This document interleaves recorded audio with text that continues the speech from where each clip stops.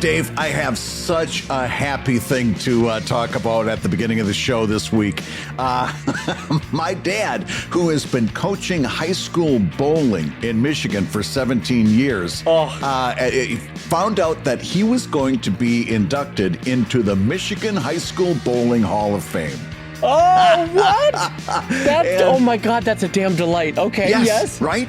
Yeah. I mean, it's such a Michigan thing, too. And he was so, absolutely over the moon thrilled about it. And so we found out, 2 weeks before the ceremony.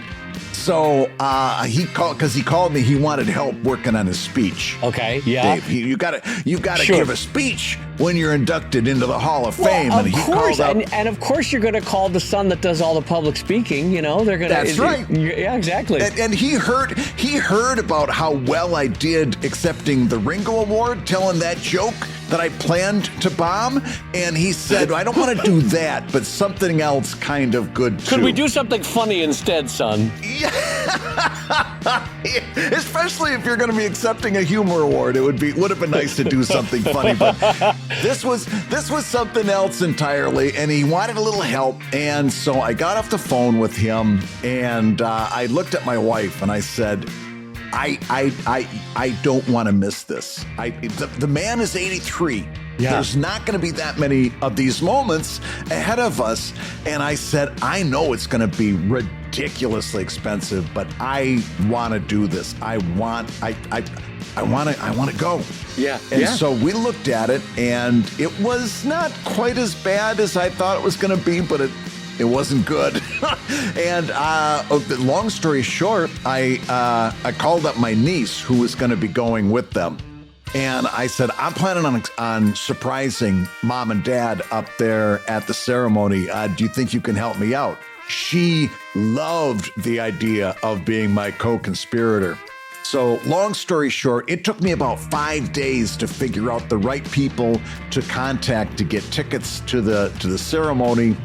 Because she had asked Dad, and he says, oh yeah, you just call the bowling alley. Well, you know what happened when I called the bowling alley. I got some kid who's standing there hating his life, spraying rental shoes. Lysol into shoes. Exactly.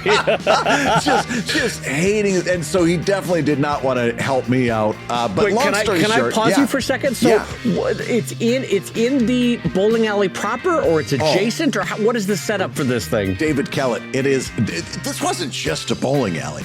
This was Thunder Bowl Arena. It was this entire, Of course it was. It was like 3 bowling alleys connected together. It was just bowling out. One of them had a ridiculous number of lanes, like 20 or 30 lanes. The one that we were on had a dozen lanes or so. And then there was yet another one that had a smaller number of lanes for private parties. Well, wait, why? Okay, I know sometimes the Midwest is a foreign country, but why would there be 3 bowling alleys right next to each other? And I'm not trying to be a stinker. I'm trying to parse this out. They were all for different events. Like the one that we were in, the Professional Bowling Association, the PBA, uses for, I think they held the World Series of Bowling there this year, but they hold pro level events at this one. So it's got to be. This is the place. Okay, it's one of the places in the United States for sure. Definitely, I think for Michigan. But this is a place the alleys are oiled in a PBA format, all this other stuff. Sure, you got to have that right oiling, yeah. Oh, yeah. Listen, do not, if you ever want to get into a conversation that'll last a couple hours, you're asking me about comics or lettering, ask my dad about oil patterns on bowling alleys. Holy hell, no. Does it matter? You've got to be able to read the oil pattern, Dave, or else how are you going to be a bowler? You've got to be able to read those patterns. What? This is beyond. I never imagined this. If you asked me things that mattered, I never would have said oil on the bowling alley. Oh my God! Volumes have been written about oil patterns. It's like you know how you and I can talk about the crossbar eye rule and A centers and T centers. Sure. He can talk about oil patterns the same way. It's granular. God bless him. I mean, okay, so you I stopped you mid-story. So you fly out or you drive out? What did you? I flew out. Oh, and the same weekend as the NFL draft was being held in Detroit, I'm geez. flying into Detroit Metro Airport, which made things fun too. And got a little hotel there in Romulus, and Romulus. Romulus. Wait a minute, what? Romulus, Michigan. Is there a nearby town named Remus? Why is it Romulus? I don't. You know what? I've asked myself the same question. I've not been able to find a Remus, Michigan, but there's definitely a Romulus. A lot of these areas were Detroit suburbs, and Henry Ford actually named many of them, if not most of them. There was Lake Orion, Romulus, Sterling Heights. All of these were, and some of them named after like Ford executives and stuff like that. Oh, yeah. But so on the big day, Sunday, Shelby, my niece, makes sure that they're seated with their backs to the entrance. Fun. And she's got her video all set up, and I just walk up and kneel behind my mom, and my dad is talking to his assistant coach, I'm sure involving something like oil patterns or the right way to get your ball drilled, or there's lots of stuff. And he's holding court with his assistant coach, and I just sit and wait for mom to catch me in her peripheral. And then she does, and she gasped, right? Which I'm not sure whether it was a great idea to surprise 80-something-year-old people, but we were. There you go. What's done is done. Yeah, exactly. Yeah. And then my dad turns, first words out of his mouth, "What are you doing here?" And then I said, dude, I wouldn't miss this for the world. Yeah. And we had this big, happy homecoming, and I sat down and watched my dad get inducted into the Hall of Fame and deliver what I can only tell you humbly was a beautifully written speech. Well, I have to tell you, this whole thing makes me love you even more as a friend, because what a good son to do this for your dad. This does not go unnoticed by his heart that you flew out for because he taught for 17 years, 13 years? 17 years. 17 years he was a coach. That's a big part of his life and his identity and his reason for being. And the fact that you flew out for there to celebrate him, that is a good thing. And may we all have kids that do that for us when we're older. Yeah. And I came back with my heart full. I really did. It just felt good to do. I just love this for America, that there's a Michigan Bowling Hall of Fame. For those that are out of the country, bowling is, I know in England they have some bowling alleys around London. I don't know if they have any in Australia or anything, but bowling is this unique American sport that the average American plays once every 2 years, and then your arm hurts the next day. Yeah.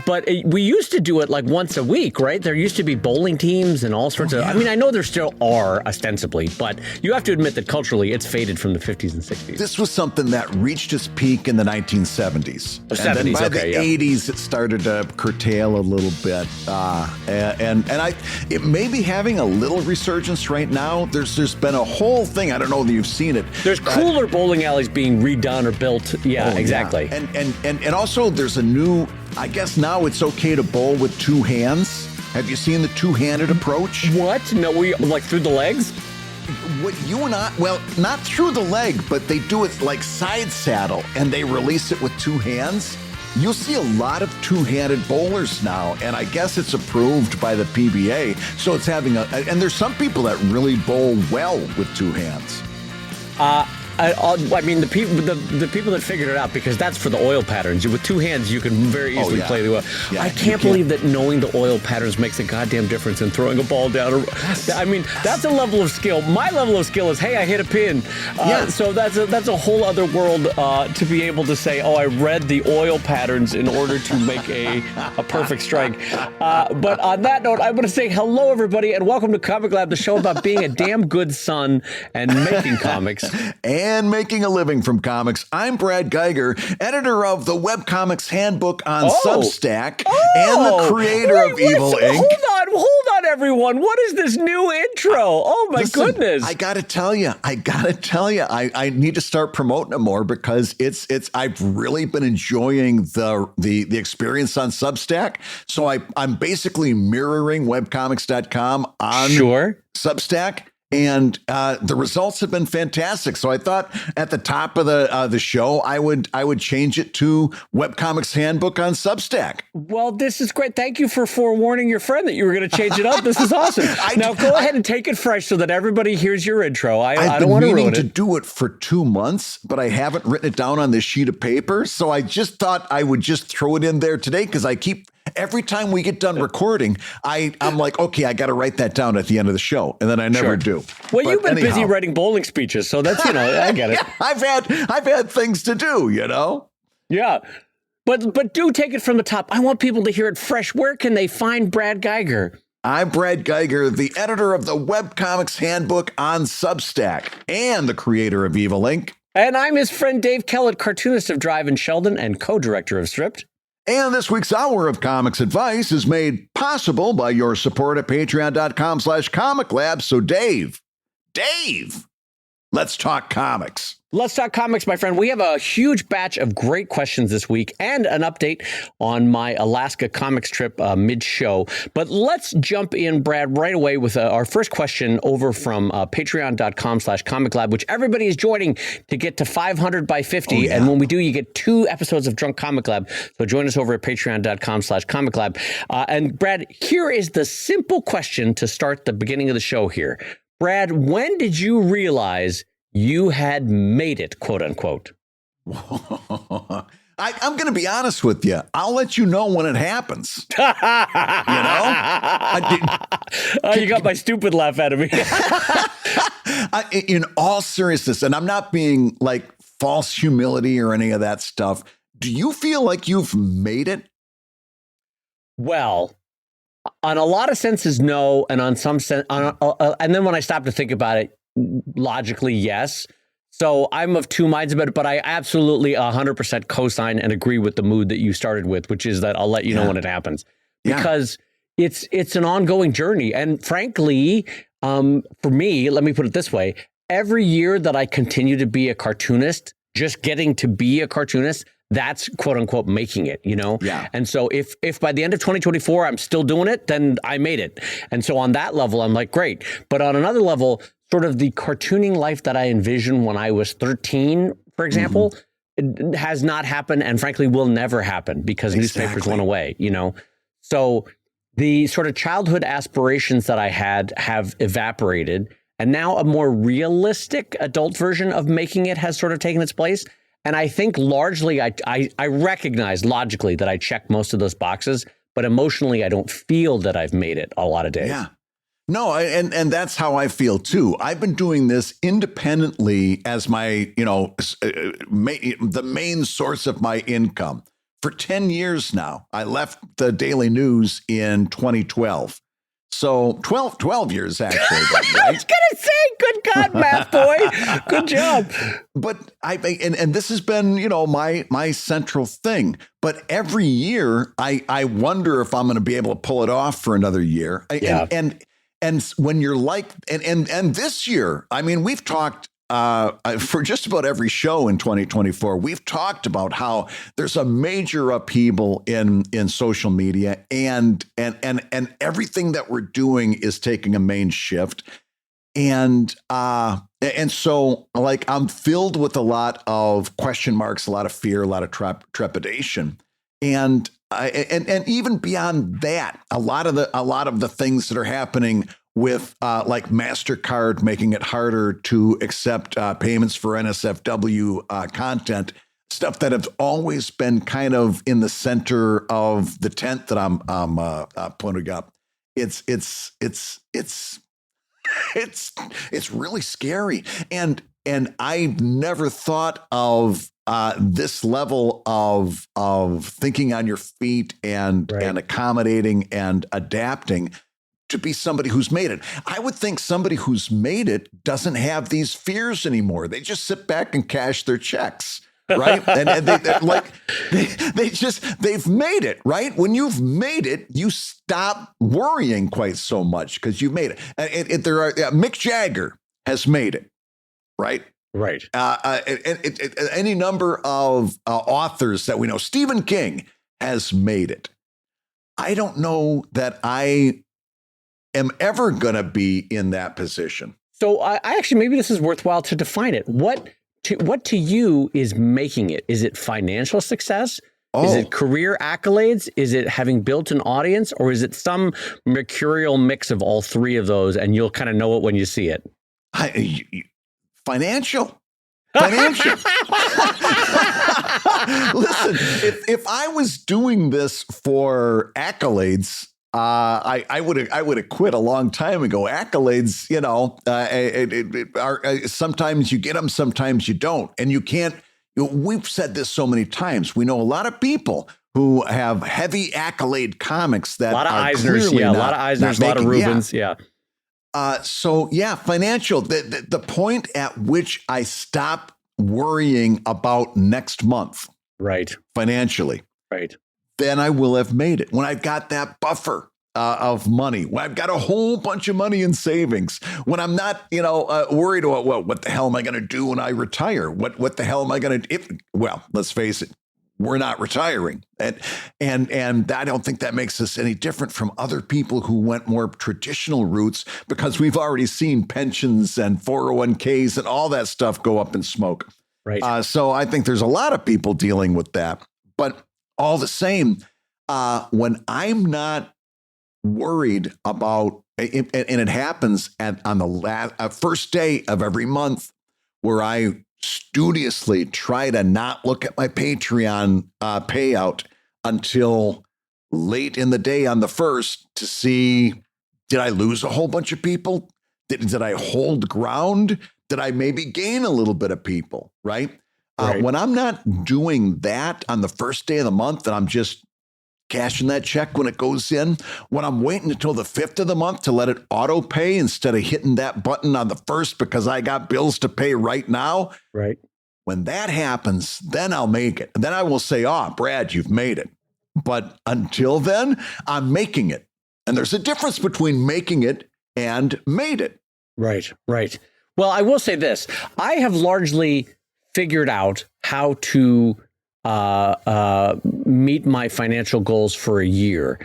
And it usually involves 1.5 to 2 books a year. And I say 1.5 because sort of statistically, not every year gets 2 books, but on average, if you work it out, about 1.5 to 2 books a year. And last year, my wonderful full-time assistant, Beth, had maternity leave for 6 or 7 months there. And we didn't put out any books in 2023, I don't think. Mm-hmm. And Nelly, did that year take a hit by not putting out 2 books. So the next 18 to 24 months are actually really exciting because it's going to be like 4 books, bang, bang, bang. We've already got 2 of them done. And the next one will be kickstarting this summer. But it was telling to me that if I don't keep up a schedule of books, the sort of system that I built, whereas Comic-Con sales are resulting from the most previous Kickstarter book, and if that was done in the last 6 months, then great. That Comic-Con appearance is going to be great. And then sightings are going to be great. And then, you know what I mean? Like your Christmas sales will be great. It all sort of knocks on one another. And as soon as I remove one of those pins, it stops falling over like a bowling pin. Yeah. That's what I was trying to get at there. Boy, the bowling like pin a bowling pin, of course. You remove one of those pins, less things fall over. So what I'm getting at is I have figured out a system, and the system is repeatable and it's workable. And I'm happy with my career where it is. But it's interesting to me that if I were to say break my wrist for 6 months or a year, boy, howdy, would I be in trouble. And so, anyway, all that to say is I'm very happy with where I am in my career.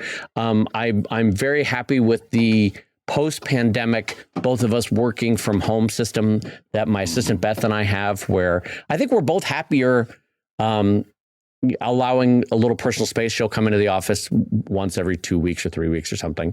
And that's perfectly lovely. Although I do miss both of our dogs getting together, which was always fun. Brad doesn't care about that at all. But what I'm saying is, like, as terms of making it, I'm very happy being a cartoonist. I love my career. Brad, you have to admit, you're very happy being a cartoonist. Listen, I'm overjoyed. I'm in a very, very rare position to be able to do this for a living, and I realize that. And that again, it falls under the heading of making it. Like, I am very proud that I'm making it. And I'm super, super proud that I've been doing it for 12 years. Right. But This person is talking about how do you know when you have made it? And I'm telling you, there's a huge difference in my mind between making it and having made it. Yeah, I don't necessarily disagree with that. I do think that I'm a little more generous in the term, I think, of making made it, in the sense that I think largely when within 2 or 3 years of having left Mattel Toys and just doing cartooning and proving to myself that I could do it year after year, that was sort of to answer the question, that was sort of an awareness of I had made it. But again, that's more generous than Brad's definition. It's fine. It's totally subjective anyway.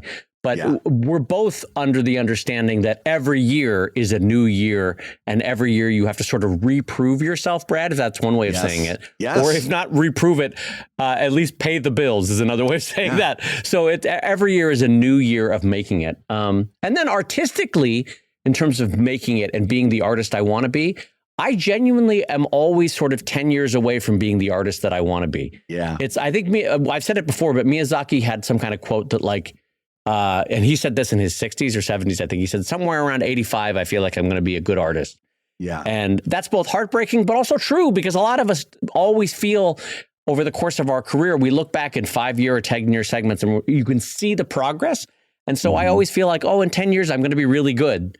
And right about then, I'm going to start losing my vision and losing my ability to draw, probably. And so isn't that a shame? But such is life, I guess. And then you have to mop up those drool puddles on the top of your tablet and all that kind of stuff. Yeah. So, Dave, let's take another question from one of our Comic Lab Patreon backers, and it goes like this. Hi, Brad and Dave. Could you talk a bit about how to rate one's comic in terms of age appropriateness and what to look out for when posting it? I understand that if I post on social media platforms, I have to comply with their policies, but what about my own website? What about using swear words and violence? And what about implicit sex scenes? Or maybe even explicit sex scenes, I think is what they meant. Like how series on Netflix, etc. do it. How much nudity is too much? When is violence too explicit? Is NSFW only explicit sex scenes? How much do I have to censor for it not to be 18 plus anymore? I'm confused as to what I'm, quote, allowed, unquote, to do, and what precautions I have to take if my comics, for example, contain sex scenes, swear words, violence, and the characters getting killed. Thanks in advance. And all I know for sure is all of a sudden I want to read this person's comic. That's funny. So I will answer first with broad strokes, which is if you're feeling confused, congratulations, you're part of modern society. Yeah. So it's this is literally arguments that entire societies go to war about in terms of with themselves over what is appropriate, what is not appropriate, what is kid-friendly, what is not kid-friendly, what is what society in general welcomes versus what it is not. And so you will see markedly different reactions around the world to varying things. In Europe, you'll have much stronger warnings about violence. America, you'll have much stronger warnings about sex. Yes. In Japan, age ratings are remarkably and shockingly low in terms of both what you see and what can be appropriate. And so every society sets different levels to this, and it's tricky because even artists with their own ethical and moral compasses can set it differently. It's really tricky. And then that's the broad strokes. Brad, before we get into the brass tacks, do you have any sort of broad strokes answers to this? My broad stroke answer is that if you're looking for a formula or a standard or someplace for guidance, good luck, because you're not going to get one. In fact, if you take everything Dave said about different societies and cultures is absolutely true. But let's say if we just take American culture and focus our attention on that, the movies have one system. TV shows have another system. Streaming TV has a different system. Video games has another system. Book publishing, they tend to kind of take a hands-off approach to it. If you notice, you never see a novel, as far as I've ever noticed, with a content warning or an age rating. All of which to say, is that. Or, and can I stop you there, Brett?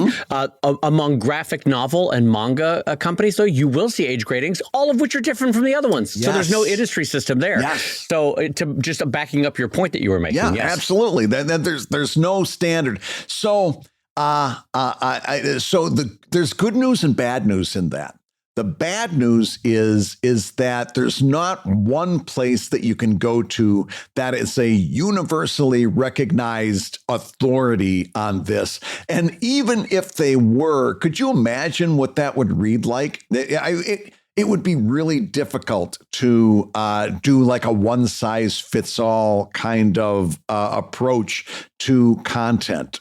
So the bad news is, there's no place to go to find an authority. The good news is that you can kind of follow your gut on this. And in my opinion, and it's just my opinion, I would think that nobody could justifiably fault you for your content rating because you're doing it in good faith. You're saying, hey, this is something I'm concerned about. This is something that I'm trying to do something to be a good person, a good faith actor on the internet. So if you're doing this in good faith, I don't see how anybody could justifiably take a swipe at you. It's very nice that you're considering doing this in the first place. Yeah, the one thing based on your question there, the one thing that I would hold you up on is when I see content warning about the next page that you're about to flip. Now, this is more specific than we were talking about before, which I feel like breaks the sort of implied promise between author and audience of sort of suspension of disbelief and also immersion in the world. I see where you're coming from, because here's the problem. If the story was done and finished and put to bed, and so you were about to hand it to a reader physically, right? You would put some kind of, if you wanted to put it, you would put some kind of warning at the front saying like, hey, if you're a soldier with PTSD, you're going to see some stuff in the story that maybe you'd want to skip. Or, hey, there's going to be this age appropriateness. Maybe this story is 18 plus or 16 plus or something like that. And you would put it at the beginning of the story or the back of the book or something like that. Cover, and that would be the end of it. Yeah. But I understand the problem is we're largely creating our stories installment by installment, right? Whether it's page by page, comic by comic, day by day, week by week, whatever have you. So I can see why 300 pages in, not needing a warning, but then suddenly realizing that, oh my God, you're about to have a battle scene and that could be PTSD for a soldier, that you want to warn them. But the problem is, now someone who's reading along happily suddenly gets to this content warning and they're like, well, now I know there's a battle coming up, or someone's about to be killed, or there's a beheading, or whatever it is that you're about to show. And it just breaks the narrative flow and the narrative. And by narrative flow, I mean more the reader's narrative flow, in that they're you sort of have suddenly shaken them out of the story and back to real life, right? And it's just not fun storytelling. Like, imagine you're around a campfire, someone's telling a story, and then pauses and in a different tone of voice goes, okay, now everybody here that needs to leave the fire, this is the time to get up because I'm about to talk about a battle that happened between the Greeks and the Persians in the 3rd century. And so half this fire gets up and leaves. It's just weird. It's a weird thing to do. So I just want to recognize that I don't have an answer for that, other than to say normally you would give the warnings at the beginning of the story. People could give a pass if they wanted to. It's weirder to do it mid-story. Yeah. And that's why I think like two places that I would consider if you're going to do this, if you decide it's a good fit for you, is either, on A, the cover of your book. That's a no-brainer. B, at the top of your website. Right. That's a perfectly fair place to put it. And C, on your profile page for your different social media networks. I think if you have it on the profile page, that's about as good as you can do without, again, like Dave says, although, not for nothing, if you put a content warning on the post above on the page itself, not the page, but the post, like in Twitter, you've got the words and then you've got the image. If the words part says content warning, blah, blah, blah, in that, then they can decide whether they're going to click on that image to expand it or not. Right. Right. So you could do that with minimal. I mean, it's going to have an effect, but a minimal effect. And the good news there is that, yes, your longtime readers are going to be taken out of the surprise of seeing the battle that you've been building into.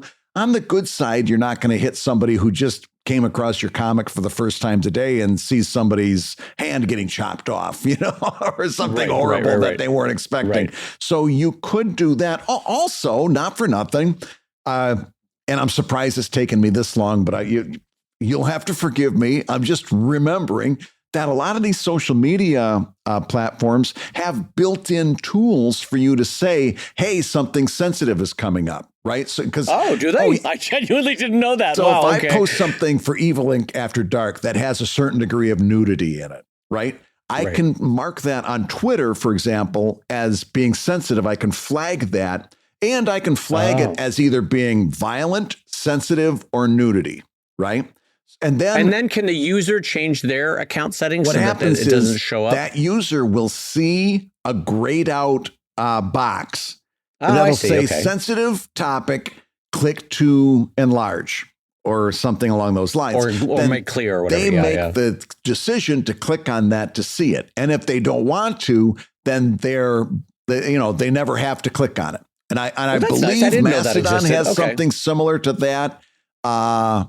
I think many of the platforms do. So if the platform you're using has that, you can also use that as a way to make sure you're not catching somebody off guard. That's okay. That's immensely helpful, especially if you're on a platform-based system. I have a vague memory that Patreon might offer that as well. Patreon definitely offers it. Okay. And then my one thought is, I wonder if WordPress has that as a setting where you could click, go ahead. Why does a big smile? Oh, no. As a matter of fact, I know the answer to this one. So without going into a whole long thing, I was going to post something on my main website that I wanted to, it's exactly this thing. I didn't want it had nudity. I wanted to put it on the Evil Ink website. But I didn't want to catch people off guard on it if they've been used to coming to the main Evil Ink website and not seeing full nudity. So there was a WordPress plugin called Short Codes, and it gives you a whole bunch of short codes. One of them is basically a window shade. So it says basically click on this to open the image. You click on it, and like a window shade coming up, it gives you the image. So if you don't want to see it, you never have to click it. So, yes, the answer is on WordPress, you absolutely can do that. That, to me, seems like a really good solution, is you could put a tiny bit of text above just that page saying like, hey, just a content warning. This is conceivably what you might see on this page. Again, though, does it break the narrative structure? Yes. But if you're worried about it and you're updating on a weekly basis, that's probably as close as you'll get to an ideal situation.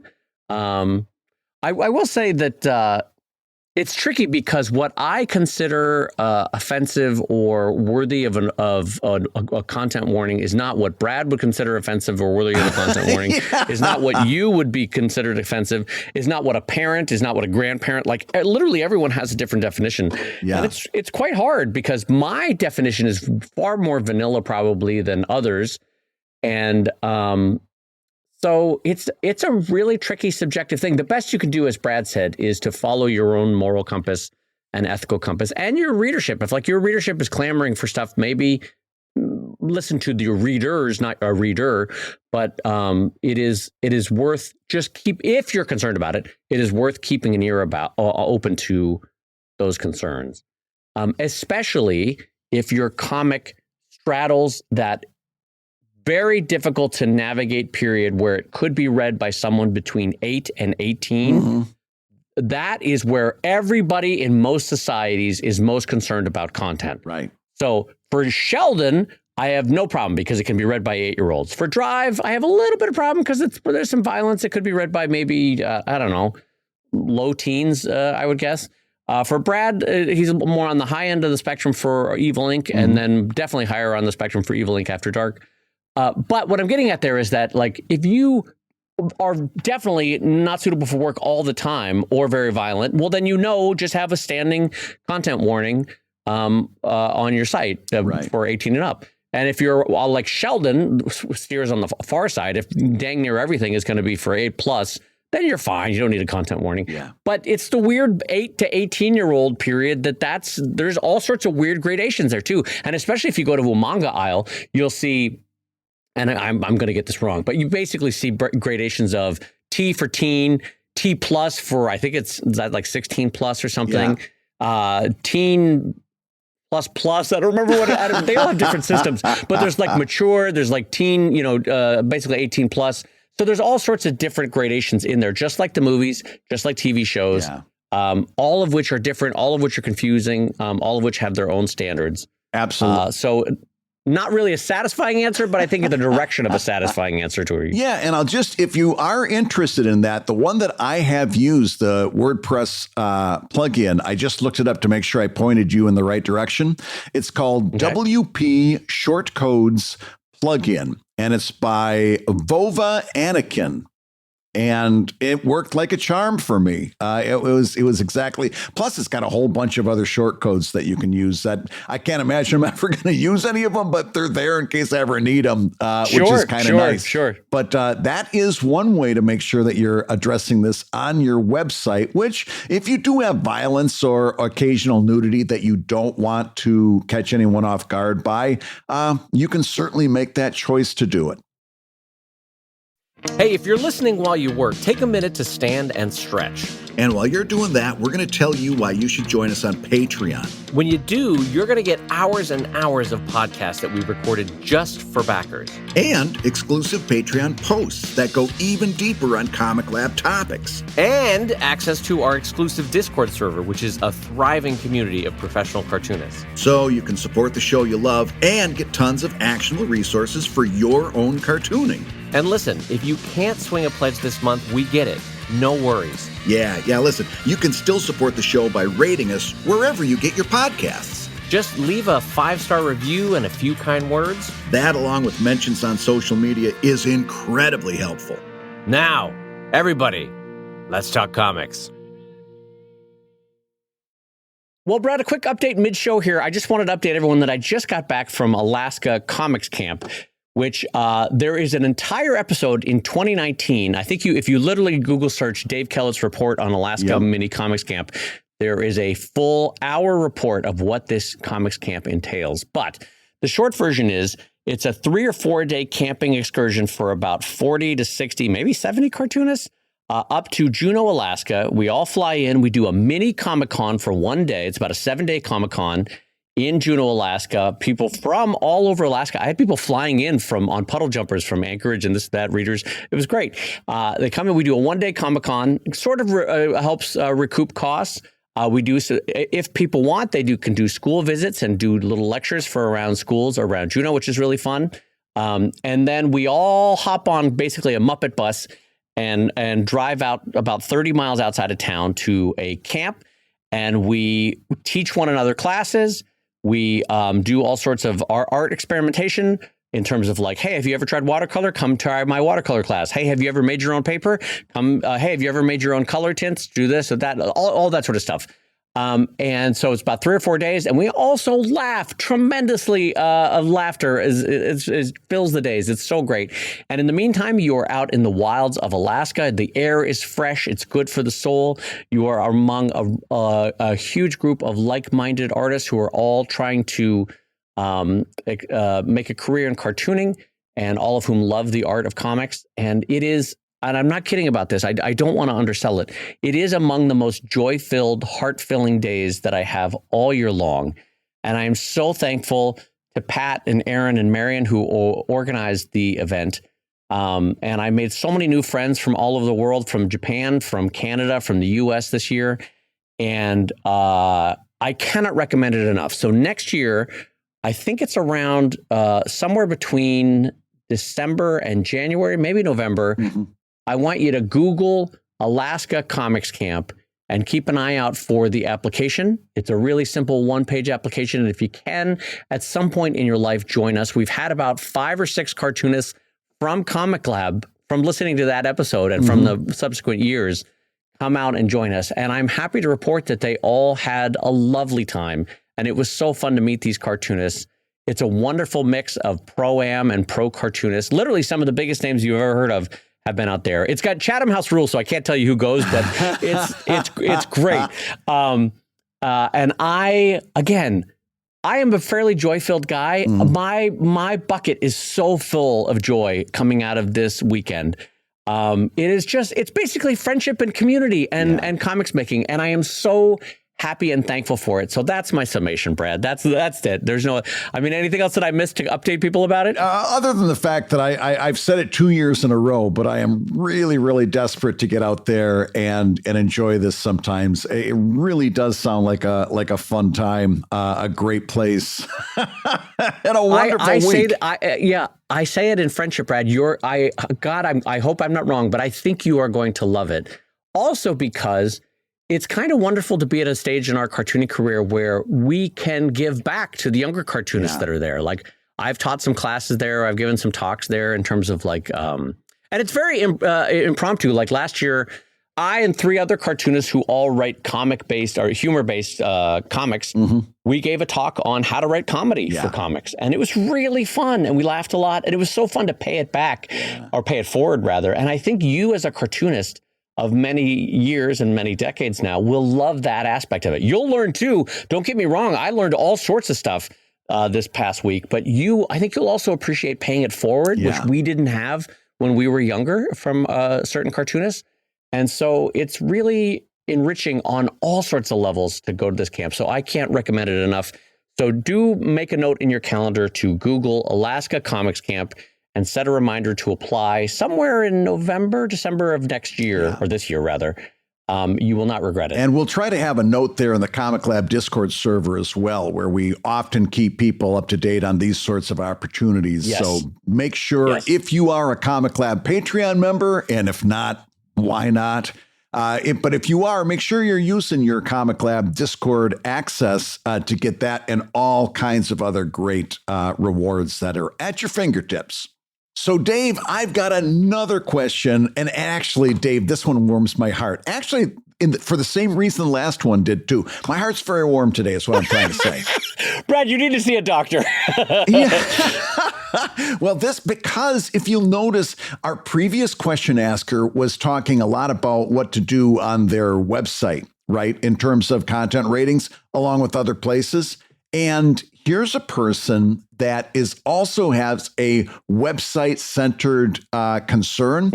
And I think a lot of people have been hearing us say for the past several years, frankly, but we've really ramped it up over the last several months about the importance of a website right now, as social media is completely dead. Right. And I think some of our readers and listeners are taking us seriously, and it thrills me because I really do believe in it. But if you are one of these people who are now re-examining a website or examining it for the first time, you might have this same question as this person who says, "Dear Comics Uncles, I am in the first year of my webcomic and would like to ask about the blog section that usually appears below the comic on a website. I see that both of you use it to promote your Kickstarters, Patreons, books, and merch. However, as a new webcomic without any of those things, and rightly so, good for you, how should I use my blog?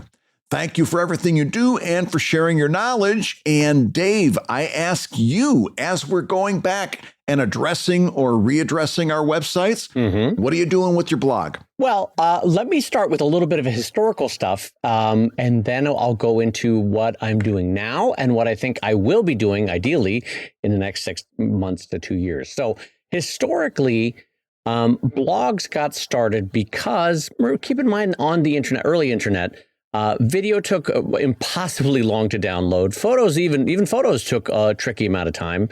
It was expensive to host and serve up images, if you remember, Brad, those early days. Oh, yes. And so the power of the written word was strong in the early internet, especially before social media. So to accompany our frankly small comics images, and they were small.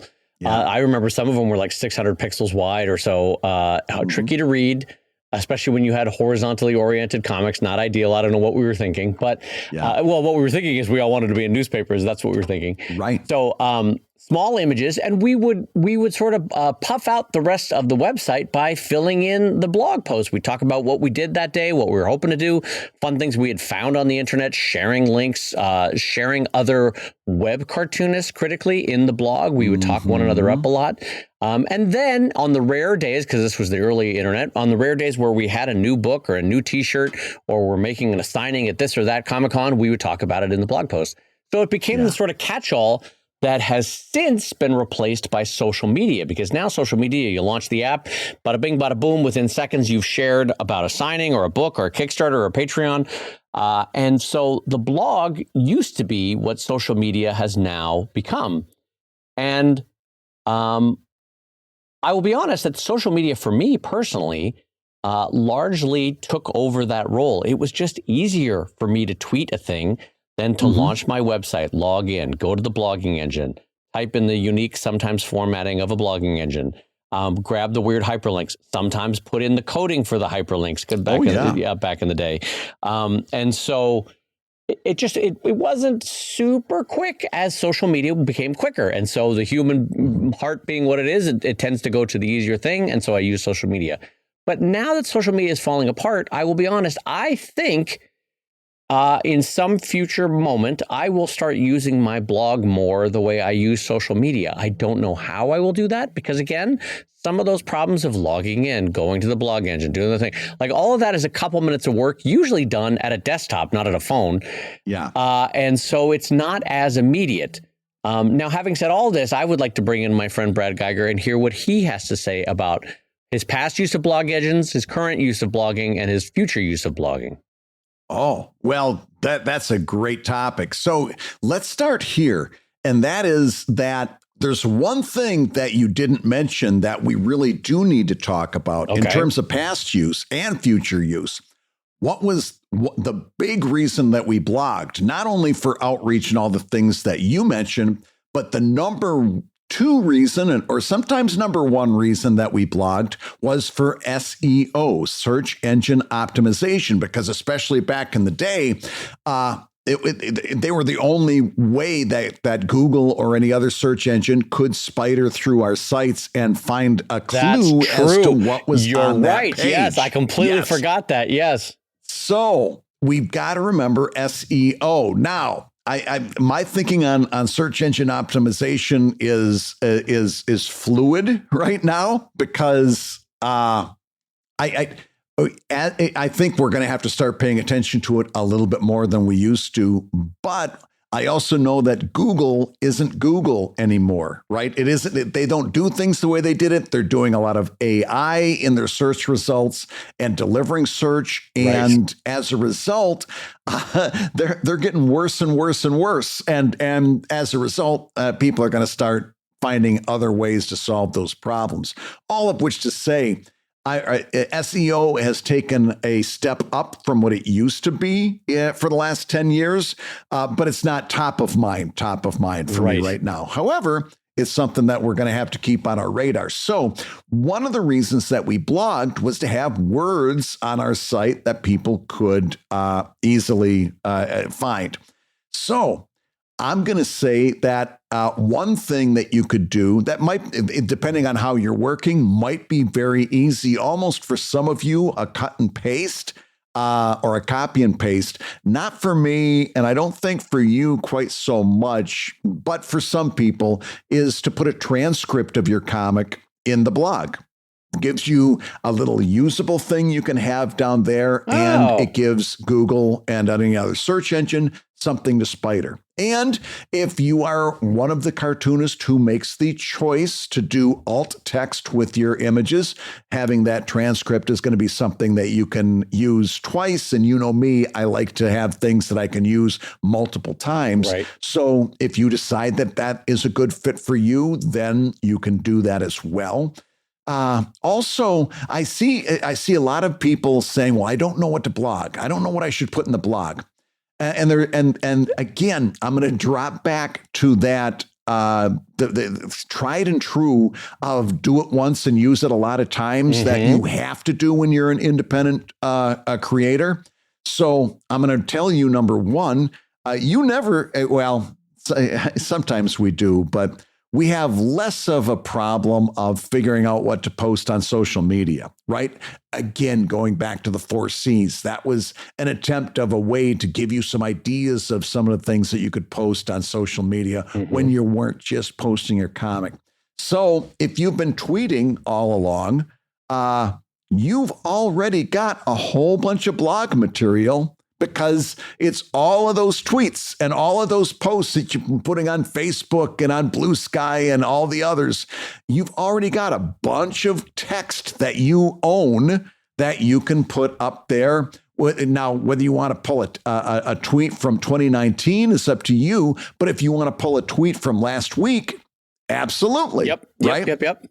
All of that is yours. Also, we've seen Patreon release the free membership tier, right? That we started out being a little bit disgusted by. I've been slowly, I honest to goodness, I just accept that it's there now.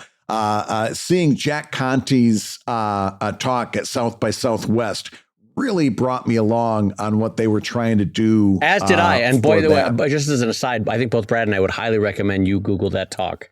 Yeah. In fact, I'll try to put a link to it in the show notes. I'll make a note to myself right now. Great. I've just given more work to Brad. That's great. But you can, and you gave me good advice, Dave. You said he talks about his life, and he's a great person.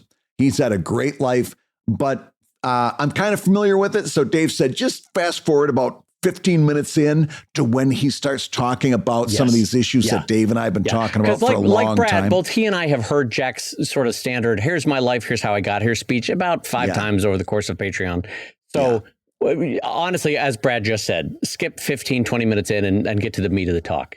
Yeah, but it's an eye opener, and you're going to hear a lot of concepts that if you're a longtime Comic Lab reader, they're going to sound very familiar because it's stuff we've been talking about for a long time. Yeah, he does a very good job of summing it up. Anyway, Patreon's free membership tier, right? I'm warming up to it. Substack basically has the equivalent, although it's more, built into the Substack landscape. But Substack, you also have a whole lot of people who are at their heart free subscribers, right? So I'm trying to make posts that I can engage with those free members. Number one, to build community and to talk about myself to the extent that I'm willing to share. And to talk and share other things like time-lapse videos and promotions that are coming up and all that kind of stuff. I've been doing a column that I call The Week That Was and The Month That Was. Okay. Primarily for Patreon, but I also repurpose it and copy and paste it right into Substack, where I say, hey, here's something I did this week, right? The last one was I talked about going to an NCS Philadelphia chapter event in a private bar in Philly, which was, honest to God, ridiculously fun. I think the subhead was, I left the house and I liked it because I was one of the last people to leave. I was having Dave Blazek, who you've heard on the show. Dave was there, a delight. A bunch of other people that I knew. Jamar Nicholas was there, also friend of the show. Yeah, we love Jamar. Terry Laban was there, syndicated cartoonist. A bunch of people that I've known, and then a bunch of people I was very happy to meet. Tom Stiglich, the editorial cartoonist, was there. Anyway. I had a blast. Well, I had photos and this is what I did. And this is what we talked about, blah, blah, blah. And of course, at the bottom, oh, by the way, I'm having a special offer on Patreon. If you'd like to sign up, this is a great time. Here's what you get.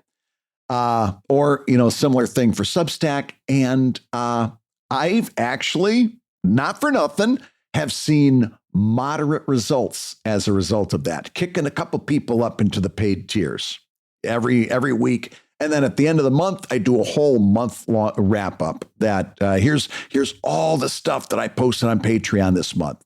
We're having so much fun. You really got to join us, that kind of thing.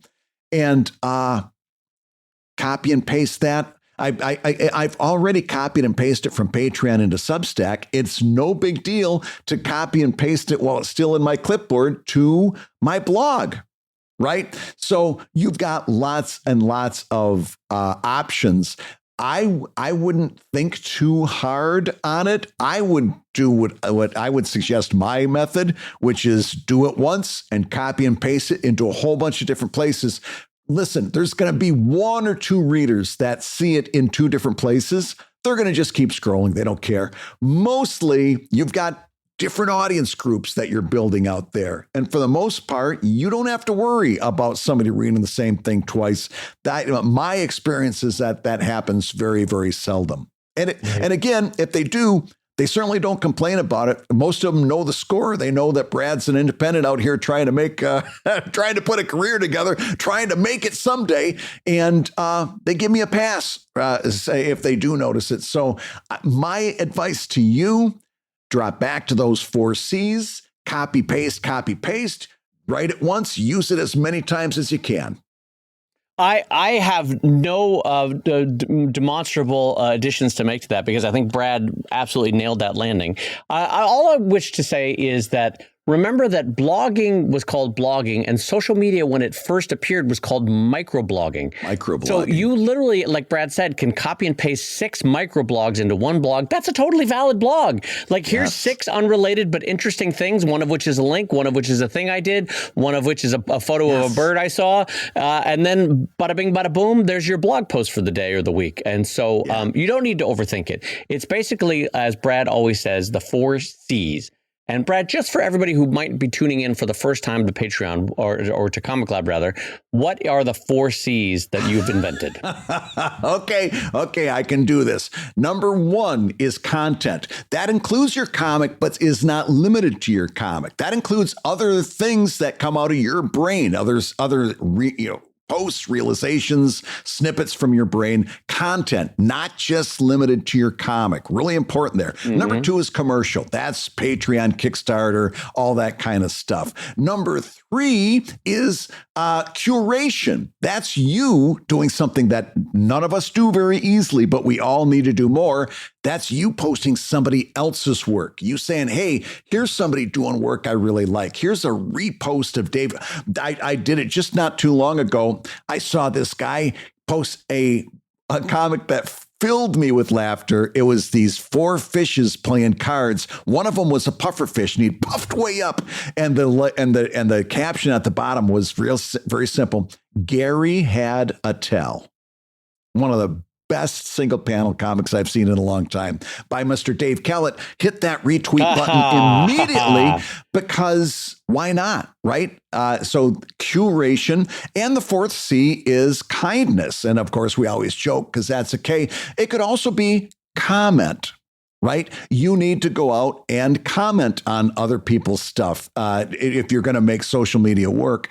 Now, what that has to do with blogging, I'm not sure, but keep that in your back pocket. You might find a way to use it. But curation, content, commercial, and kindness. Well, in general, I just want to say, for putting my friend Brad on the spot, he absolutely nailed the 4 C's of social media and of blogging. So I want to thank Brad for that one. It has been great to see you not forget the 4 C's. Yes, I got a 5th C. You ready for this? Here's my 5th C. Yep.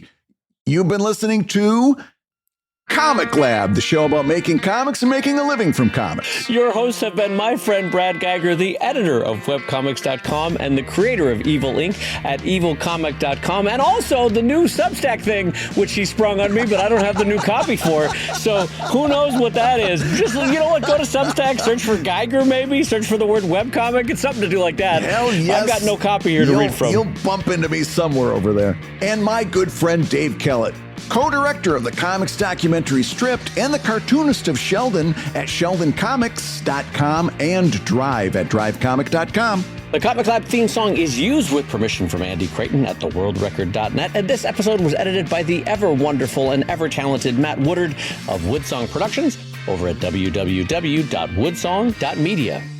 If you love Comic Lab, and we know that you do, you can rate and review the show on Apple Podcasts and on Spotify, and you may hear your review featured on a future episode. But honest to goodness, thank you so much for those 5-star reviews that are piling up over there on Spotify. You are absolutely helping us get this show out to more and more cartoonists. And Comic Lab is made possible by your support on patreon.com/Comic Lab. So I will go ahead and say that twice with a little added emphasis.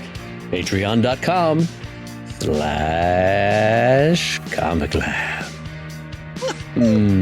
Goes down smooth.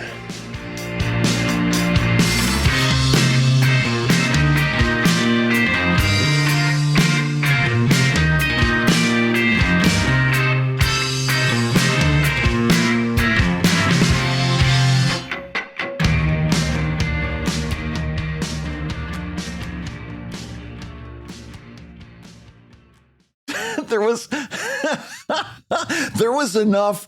That was so smooth. It had an oil panel. Oh, fuck me. That was Just so. let it be. You know what, Matt? No. That was so smooth. It had an oil pattern all of its own. Bingo.